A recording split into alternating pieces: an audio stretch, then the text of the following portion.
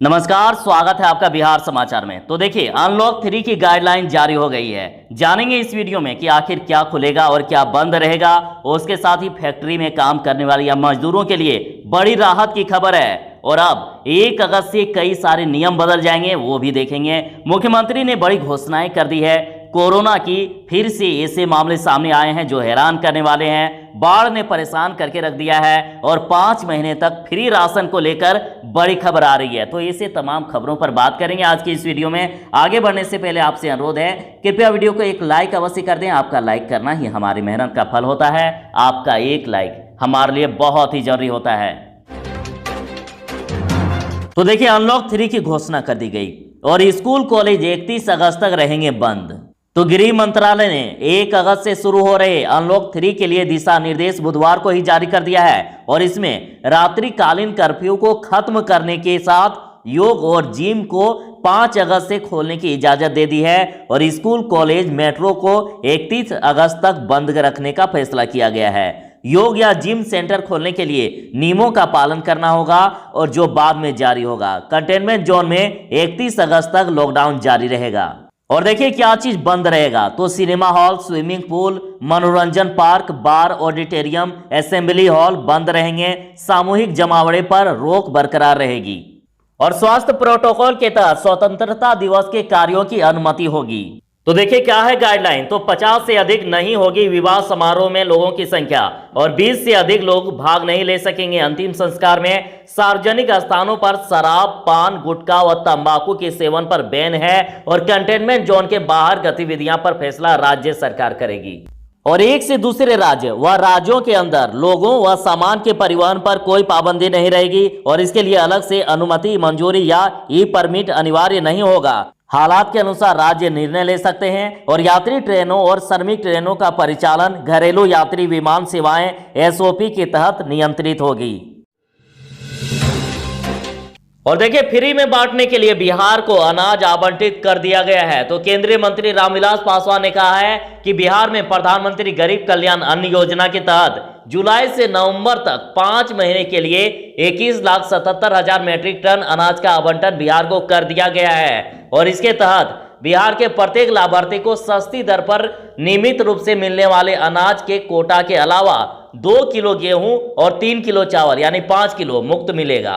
और प्राथमिकता वाले राशन कार्ड के साथ अंत्योदय राशन कार्ड धारकों को भी सस्ती दर पर अपने नियमित रूप से मिलने वाले अनाज के कोटा के अलावा 5 किलोग्राम गेहूं या चावल मुफ्त दिया जाना है। यानी पहले जितना मिलता था उतना तो मिलेगा ही, वो उसके साथ ही 5 किलो एक्स्ट्रा इस बार फ्री में मिलेगा। और जैसे कि ये खबर भी आ रही थी कि बिहार में कोरोना व बाढ़ की दोहरी मार और रामविलास पासवान जी ने कहा कि 2-3 महीने का राशन एक साथ दे नीतीश सरकार। तो केंद्रीय खाद्य आपूर्ति व उपभोक्ता मामलों के मंत्री रामविलास पासवान जी ने भरोसा दिलाया है कि बिहार के लोगों के लिए राशन की कमी नहीं होने दी जाएगी और उन्होंने कहा है कि हमारे पास अनाज की कमी नहीं है। हालांकि राशन के वितरण की जिम्मेदारी राज्य सरकार की है। पासवान ने बिहार की नीतीश सरकार को सलाह दी है कि वह 2 से 3 महीने का राशन एक साथ बांटे। और रामविलास पासवान ने कहा है कि हालात को देखते हुए राज्य सरकार को 2 से 3 महीने का राशन एक साथ देना चाहिए और इससे बाढ़ प्रभावित लोगों को मदद मिलेगी। तो बाढ़ प्रभावित व्यक्ति राहत शिविर में हो या कहीं और सुरक्षित स्थान पर जाएगा तो उसे फायदा मिलेगा। तो रामविलास पासवान के अनुसार अगर राज्य सरकार 2 से 3 महीने का पूरा अनाज एक साथ दे तो कोरोना और बाढ़ से त्रस्त लोगों को बड़ी राहत मिलेगी। तो बड़ी खबर है, 1 अगस्त से बदल जाएंगे कई नियम। तो देखिए, 1 अगस्त से कई नियमों में बड़े बदलाव होंगे और इनमें से बदलावों में गाड़ी और बाइक खरीदना अब सस्ता होगा। खाते में न्यूनतम बैलेंस पर शुल्क, ई कॉमर्स कंपनियों के लिए नए नियम लागू होंगे, प्रधानमंत्री किसान योजना की किस्त आदि शामिल हैं। 1 अगस्त से होने वाले नियमों में बदलाव और जिन कामों को 31 अगस्त तक निपटाना है, जरा देखिए इसको।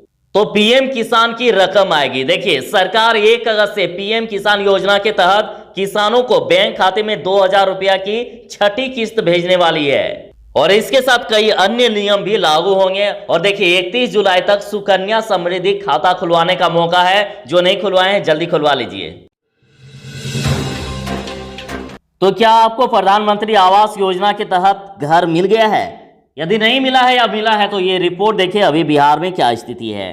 तो देखिए जिलों को मिला आवास बनाने का लक्ष्य। तो चालू वित्तीय वर्ष के लिए राज्य को 7,82,102 प्रधानमंत्री आवास बनाने का लक्ष्य मिला है और इस लक्ष्य को सभी जिलों को बांट दिया गया है और सभी जिलों में चयनित लाभुकों के निबंधन स्वीकृति और जियो टैगिंग का कार्य चल रहा है। सबसे अधिक लक्ष्य दरभंगा जिले को दिया गया है जहां पर 90,304 आवासों का निर्माण होगा। समस्तीपुर को 68,471, सीतामढ़ी को 60,994, मधुबनी को 60,623, गया को 12,544, भागलपुर को 27,462, मुजफ्फरपुर को 30,940, पश्चिमी चंपारण को 35,258, पूर्वी चंपारण को 44,434, पटना को 39,050 और अररिया जिले को 55,585 आवास निर्माण का लक्ष्य दिया गया है।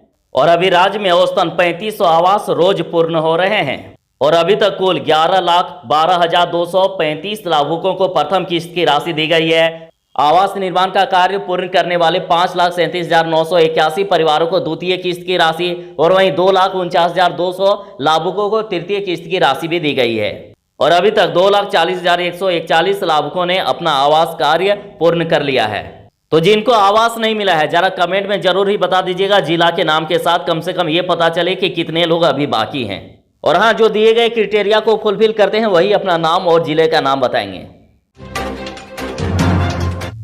तो मजदूरों और काम करने वालों के लिए बड़ी खबर है। देखिए, आपको काम तो करवा लिया जाता है लेकिन समय पर पैसे नहीं मिलते हैं या फिर कम पैसे मिलते हैं, जितना देना चाहिए उतना नहीं मिलते हैं। लेकिन अब सारी समस्या का समाधान आ गया है, अब खाते में ही देना होगा वेतन।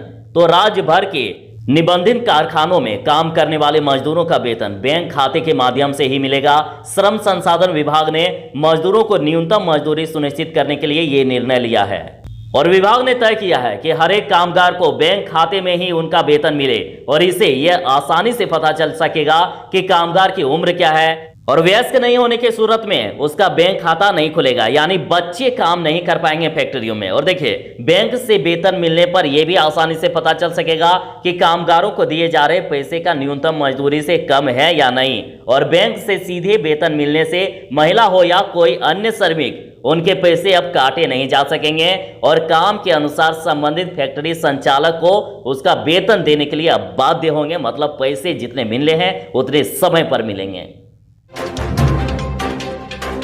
तो शिक्षक नियोजन प्रक्रिया लंबित क्यों? तेजस्वी यादव जी ने कहा। नेता प्रतिपक्ष तेजस्वी यादव ने सरकार से सवाल पूछा है कि बेरोजगारी के बावजूद हजारों की संख्या में शिक्षकों के नियोजन प्रक्रिया लंबित क्यों है। उन्होंने बुधवार को अपने ट्विटर हैंडल पर लिखा है कि आखिर 10 साल से एसटीईटी क्यों नहीं हो रही है। 2011 में एसटीईटी पास करने वाले अभ्यर्थियों को मिले सर्टिफिकेट की मान्यता क्यों नहीं है। उन्होंने अभ्यर्थियों की तरफ से नियोजन नहीं तो वोट नहीं अभियान का समर्थन किया है।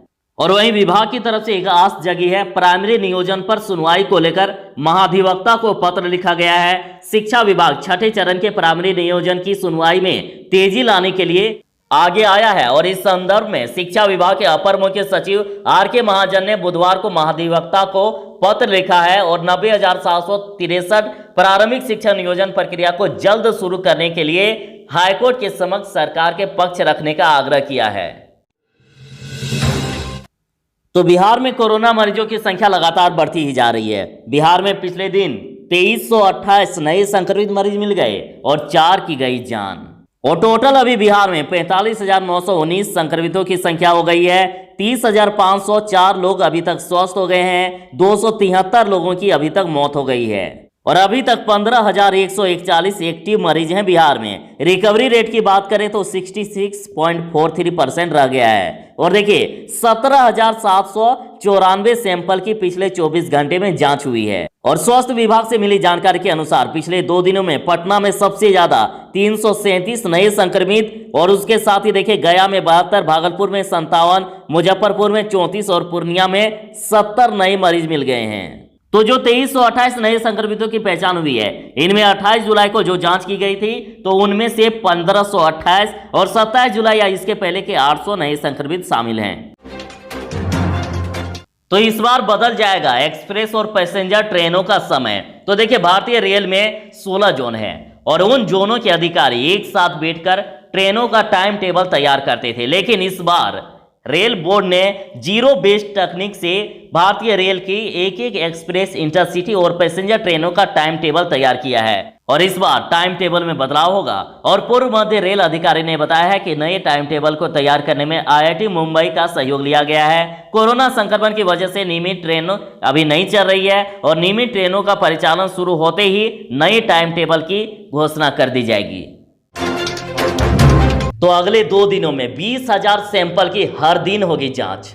तो मुख्यमंत्री नीतीश कुमार के निर्देश पर राज्य में अगले 2 दिनों में प्रतिदिन 20,000 कोरोना सैंपल की जांच शुरू हो जाएगी और सभी जिलों में 4 वेंटिलेटर के साथ ICU तैयार किया जा रहा है और यहां कोरोना के गंभीर मरीजों का इलाज संभव हो पाएगा। पूरे राज्य में कोरोना के इलाज के लिए 394 अस्पताल हैं और जिसमें से 44,000 बेडों की क्षमता रखी गई है और इसमें 26,000 बेड लग चुके हैं। अस्पतालों में 12,000 ऑक्सीजन सिलेंडर रखे गए हैं, 2500 ऑक्सीजन के पाइप लगे बेड तैनात रखे गए हैं, 270 ICU और 383 वेंटिलेटर तैयार किए गए हैं। और गर्जना करते हुए भारत की धरती को चूमा राफेल ने और 7,000 किलोमीटर की उड़ान भरने के बाद 5 राफेल लड़ाकू विमान बुधवार को भारत पहुंचे। और आपको यह भी बता दूं कि 6 मिनट में पाकिस्तान और 9 मिनट में पहुंचेगा चीन। और भारत के दुश्मनों के लिए काल साबित होने वाला राफेल बुधवार को अंबाला एयरबेस पहुंच गया है। तो चलिए कोरोना अपडेट की बात कर लेते हैं। तो देखिए, MMC की असिस्टेंट प्रोफेसर यानी मगध महिला कॉलेज की असिस्टेंट प्रोफेसर अपने पूरे परिवार के साथ कोरोना पॉजिटिव पाई गई। तो पटना एम्स में 3 और नालंदा मेडिकल कॉलेज अस्पताल में 2 लोगों की मौत हो गई। कोरोना से 5 और लोगों की गई जान। और ग्रामीण कार्य विभाग के कर्मी की भी कोरोना से हो गई मौत। और PG के एक डॉक्टर भी संक्रमित और 24 कर्मचारी सहित अधिकारी भी संक्रमित। ये बात है पंजाब नेशनल बैंक की। और पूर्व मध्य रेल के 28 अधिकारी व कर्मचारी कोरोना से संक्रमित। और महामारी का कहर देखिए, 2 दिन में ही 1 लाख नए केस आ गए और अब तक 10 लाख अभी तक ठीक हुए हैं। पूरे भारत की बात हो रही है। तो देखिए, भारत में कोरोना मरीजों की संख्या 16 लाख हो गई है और 146 दिनों में 5 लाख केस आए थे। बाकी 10 लाख केस तो 32 दिनों में ही आ गए हैं। तो कई नदियां उफान पर हैं। फरक्का बराज के खोल दिए गए हैं सभी गेट।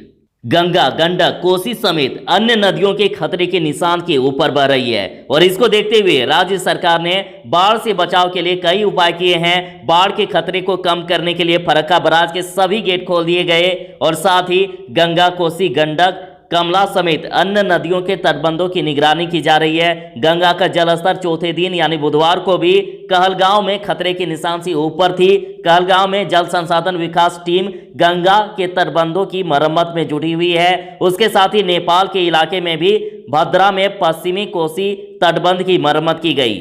और इधर मौसम विभाग ने अगले 3 दिनों तक महानंदा नदी, कोसी, गंडक, कमला बलान और बूढ़ी गंडक के जलग्रहण क्षेत्र में भी बारिश की संभावना व्यक्त की है।